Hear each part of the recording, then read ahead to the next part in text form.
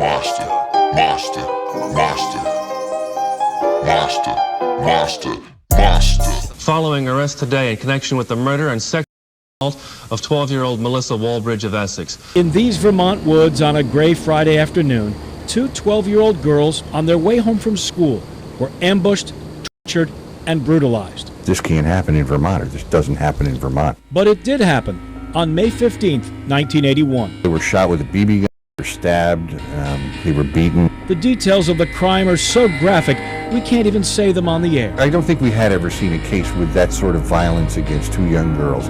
Alton Brousseau, a railroad flagman from Essex Junction, Vermont, was doing his job as a flagman and protecting his crew on train 555. It began as a normal day, but would soon take a terrifying turn. It was a chilly May afternoon when he saw a girl crossing the train track in what looked like a red swimming suit. He thought to himself, why would the girl be wearing a swimming suit on such a chilly, misty evening?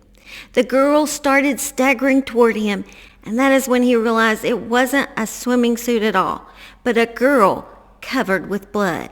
He yelled in the walkie-talkie, "Stop the train!" and ran towards the girl. As he neared the girl, she seemed to muster all her energy up and said, "Please help me, sir. I've been raped." And then she muttered some other chilling words. My friend, she's still in the woods." 911 was called and the girl was quickly whisked away in an ambulance, but they now needed to search for her friend. The only info they received was that she was in the woods, and they assumed she could be on the trail that children often walked on to get through the woods on their way home from school. They walked for a bit until something caught their eye. Near the trail was two mildew foam rubber mattresses. The mattresses clearly had a bulge in the middle, as if something had been placed under it. There were empty liquor bottles and cigarette butts scattered all over the ground near the mattress. The officer neared the mattress. He could see a tiny arm and the top of a head barely sticking out from under the mattress. He felt her pulse. She had already passed away. Suddenly, he realized somebody's little girl would not be coming home that night.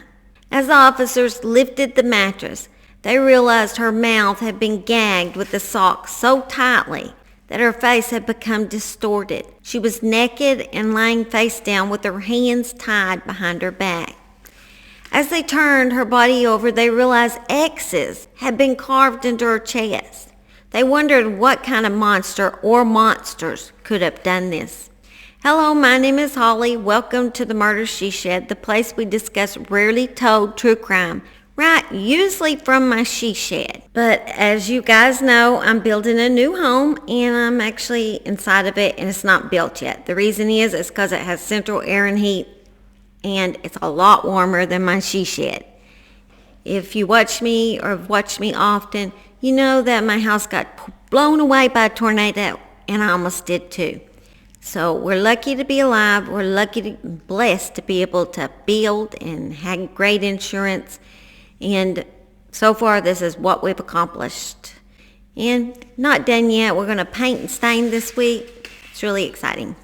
But I thought, hey, let's just film here because I'm warm and he is warm. And that's all that matters. If you would like to enter my Murder She Shed, maybe the next time, make sure you hit that subscribe button, and also could you kindly hit the like button and maybe leave a comment to help the algorithms. Melissa Walbridge and Meghan O'Rourke were 12-year-old 6th graders at Lawton Middle School. They were best of friends and were inseparable. The best friends were both small-framed girls who didn't look old enough to be in middle school. Melissa was an honor student at Lawton Middle School, and Meghan, she preferred the arts. She wanted to be an actress when she grew up. Melissa was a vibrant, outgoing girl who just started her own babysitting business and was saving the money she made in order to travel. Earlier that month, Meghan had taken a shortcut from school to her home through the woods by herself. The girls sometimes took this way because it cut 10 minutes off their walk home. On that particular day, Meghan had wanted to get home early to make a cake for her mom's birthday. So sweet. Not long after Meghan had entered the familiar path through the woods, she noticed two men standing in the bushes between some trees. It made Meghan so uneasy that she quickened her pace. She heard a popping sound behind her and became scared, so she ran the rest of the way home. Later, her and Melissa discussed what had occurred, and they wondered if they should ever walk through the woods again. Unfortunately, they do. On the morning of Friday, May 15, 1981, Melissa and Meghan got ready for school and met at the usual street to continue their walk to school. After school, as they were walking home, they were talking about the plans of Melissa's upcoming birthday. She's going to be 13, the big 13, the actual teenage years. And she was very excited, so they were making big plans for a party. They stopped at the park, which was near the shortcut to home, right on the edge of the woods. They decided to swing for a bit when it began to mist. They were getting a bit cold, and Melissa wanted to just cut through the woods so they could be home quickly. Meghan said she was scared and didn't want to go through the woods again. Melissa said, "Don't worry, nothing would happen in their small town in Vermont." What they didn't know was two strangers were lurking at the edge of those woods, waiting for their prey to enter. After the girls passed in front of them in the path, the two men quietly followed behind them. The girls were in such deep conversations they didn't notice the men sneaking up behind them. Melissa noticed a large hand clasp over her mouth. At the same time, Meghan felt a hand clasp over her mouth. Melissa felt a gun being pressed to her throat, and then she realized she was being dragged off the path into the woods. The vegetation scratched the girls as they were being pulled deeper into the woods. After their attackers had decided they were deep enough in, they then instructed the young girls to take their clothes off. Melissa told the attackers, "You can't do this, we're only 12. The attacker then grabbed Melissa by the throat and began to choke her. He then threw her on the ground and began tearing her clothes off of her. The other attacker made Meghan get on her knees and forced her to perform OS. Their attackers then traded girls and continued these little girls, these little innocent girls. During this process, Melissa told Meghan, "I'm sorry I didn't listen to you." At some point, Melissa was able to break free, but her attacker quickly caught up with her, and due to his size, he was able to overpower her. After the men were finished, one of them asked the girls, "What should we do with you now?" Meghan responded, "I think you should just leave us here and run away." The attacker then shot Meghan in the side of her neck. Fortunately for Meghan, the gun they had was only a BB. They then forced the two girls on the ground where their hands were bound with their own shorts and their mouths gagged with their socks. One of the attackers then told the girls, "Now you're going to know what it's like to be slaughtered like a pig and shot 5 times. While the girls were bound and laying on their stomach, the bushy-bearded attacker shot Melissa in the back with the BB. The attackers then dragged the girls over to the dirty mattress, and then Melissa was shot again, but straight into her eye, destroying her sight out of that eye. The bearded man took a knife out and stabbed Melissa several times, including once in the heart. Between her breasts, he carved crosses into her skin. He then stabbed Meghan in the back and the chest, and Meghan passed out at that point. During this time, the monsters continued to essay the young girls. The perpetrators believed both girls were dead at this point. So they grabbed the dirty mattresses and just threw them over the two girls in a quick attempt to hide their bodies. When Meghan did regain consciousness, she looked around to see where Melissa was, but because she was hidden under the mattress, Meghan did not see her. Meghan was tough enough to walk until she was able to find help. An autopsy on Melissa's body disclosed evidence of choking, blunt impact injuries, BB-type gunshot wounds, at least 5 stab wounds, and shallow incisions characterized by the state medical examiner as teasing wounds. The medical examiner determined the cause of death to be a stab wound to the left chest, which punctured the heart. Meghan was able to describe her attackers to the police, and sketches were drawn up shown to the public. The only problem was that the sketches portrayed the offenders being much older than they actually were. Louie Hamlin III looked much older than his 17 years due to his large size and scraggly beard. His friend James Savage was over 6 feet tall, a head taller than Louie. Everyone believed Louie was a bad influence on his friend. According to Louie's older brother, Louie and James would on occasion have sex with one another. Louie, at only 15 years old, essayed his 13-year-old biological sister. Louie believed women were just objects for. He began stalking girls at an early age and later had James join him while they stalked girls together.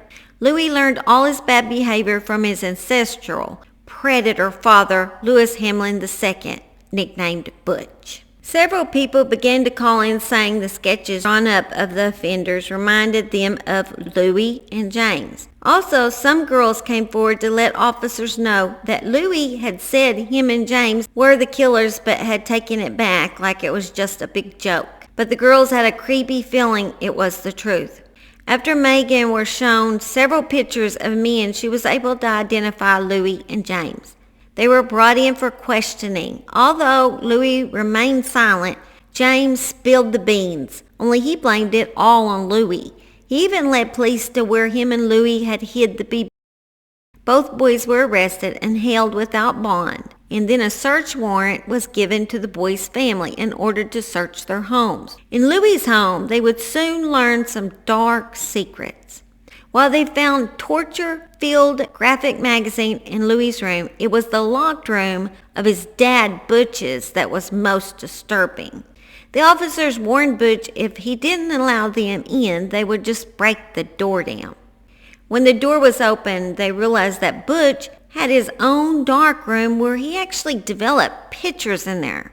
And you know, if you have your own dark room where you develop pictures, I'm going to say, mostly they're not going to be good pictures. I mean, I guess some people have their own dark rooms, so they don't have to pay for it. But I'm going to say there's some creepy people out there, too, that have some dark rooms.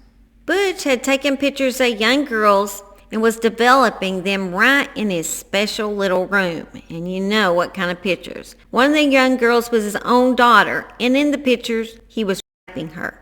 His daughter was brought to the police station, and she admitted her father had been raping her since she was 4 years old.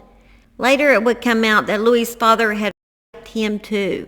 Louie's father was sentenced to 6 to 15 years. Because James was only 15 when the murder occurred, and because he was a juvenile, he was released from prison when he turned 18. At some point, James changed his name and has since passed away. Louie was sentenced to 45 years to life and still remains in prison today. Louis Hamlin II, or Louie's father, was busted again in 2019 after he got out of prison for the other. He was busted again, involved in a big child sex ring. He was busted along with 7 other men through a sting called Operation Bada Bing. He was 74 years old at that time. Once a predator, always a predator. Doesn't matter how old, seems like. I believe this is a case of you are what you're raised. I believe he had an awful father, and he became the father that he hated. I think that was basically what happened in this case. Not that Louie isn't to blame for any of this. Of course, he's his own person, but his dad, I'm sure, was an awful influence on Louie. May you rest in peace, Melissa and Meghan. Stay safe out there, and remember to go out and be a blessing to others. We both love y'all, don't we, Simon? Well, let y'all go. Bye. Monster, monster, monster, monster, monster, monster. Something like the Loch Ness got you shook as fuck. Too cold, baby, I'm too bold, baby, can't stop this. And now you know, baby, I'ma roll, baby, and leave a trail of blood, bodies and bones. Make them go crazy, know they don't hate me, but now they know that you